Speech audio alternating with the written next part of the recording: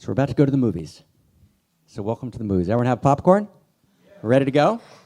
Here we go. Here we go.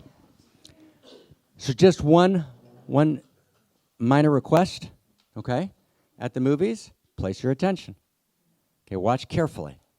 So what we've done is, we did pieces of this, and 𝗏𝗍 mentioned to me that he was reviewing some of it, so we're going to do it in a new way.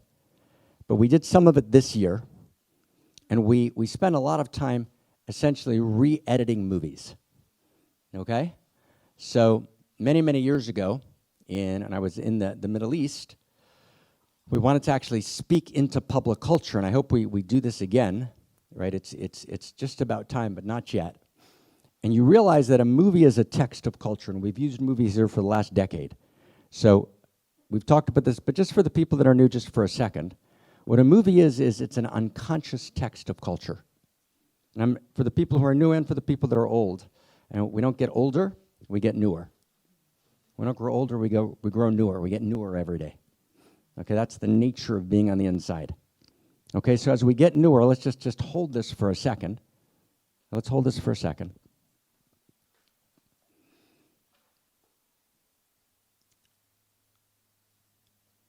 Culture speaks in many voices, and most of them are unconscious. And I remember chatting with Avi Arad some 15 years ago in LA. And Avi owns a place called Marvel Studio. So Avi is making all these movies that you've all caught. And Avi's a completely sweet and lovely man, right? And the writers that are writing for Avi are completely sweet and lovely people. You'd love to have them over for dinner. But they're not thinking through. They're writing. They're on a schedule. They're writing. They're trying to write something. And then there's a deeper resonance of culture that speaks through the movie. You get the difference?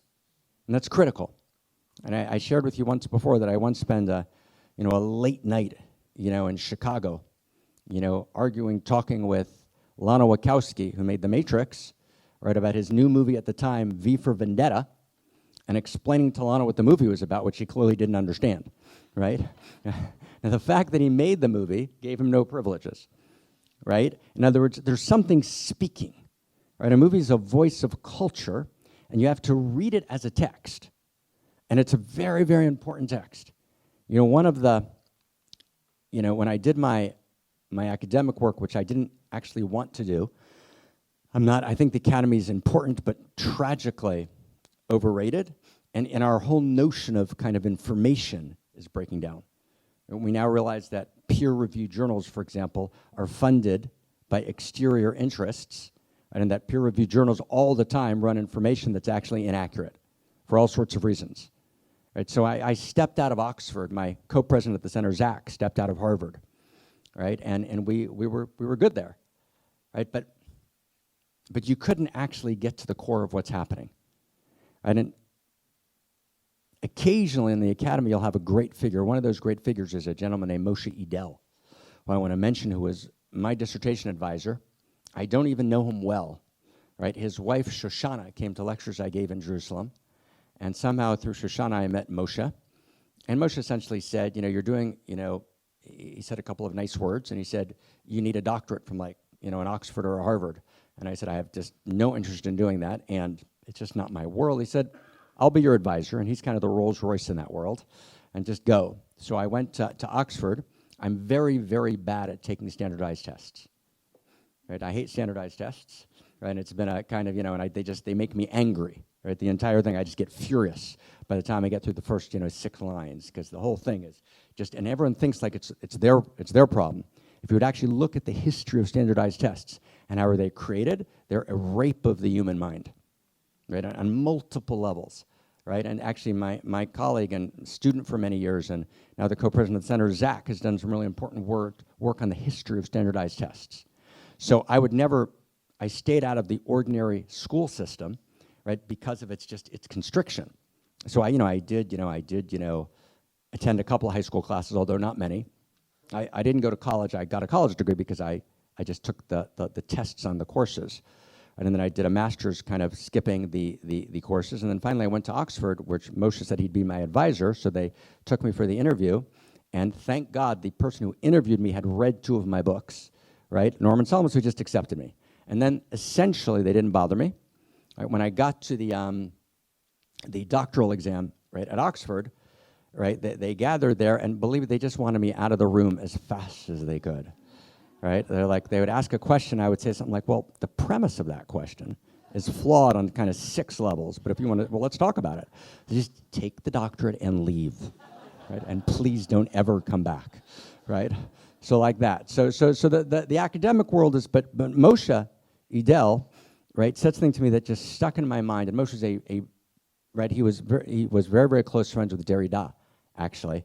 And Harold Bloom at Yale, right, really kind of venerated, you know, 𝗏ǒci. Harold Bloom is kind of the kind of scion of the Western Academy today, right? He's passed, right? And 𝗏ǒci said to me, and I remember I was, you know, our first conversation, I was 30 years old, I was at the library, and I was working on the topic of Eros.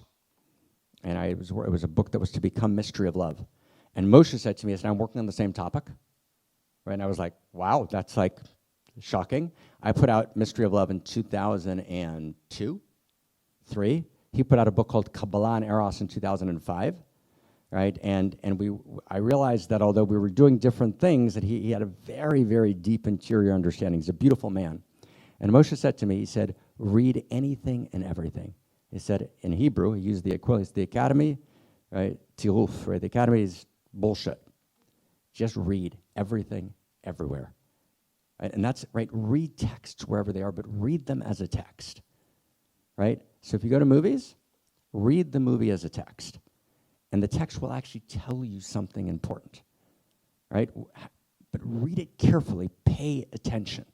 That's the beginning of becoming Homo more, is to awaken and pay attention. So we took a movie called Don't Look Up, and we re-edited the movie, right? So essentially, instead of showing you like long scenes, what we've taken is a series of isolated scenes from the movie, linked them together in re-editing to show a hidden theme in the movie that was often unconscious to the writers. They just threw it in, and it just kind of wove through. You're like, what's that doing there? And like, whoa, there it is. Okay? So we're going to play with this movie because this movie is about existential risk. That's what the movie's about. That's the topic. It's about Don't Look Up. The obvious themes of the movie I'm not interested in. Right? The basic, you know, core structure of the movie as a meteor, right, has been detected by a couple of scientists, Leonardo DiCaprio, and who else? Who? Jennifer Lawrence. So who? What? Jennifer Lawrence, right? Right, Jennifer Lawrence. Thank you.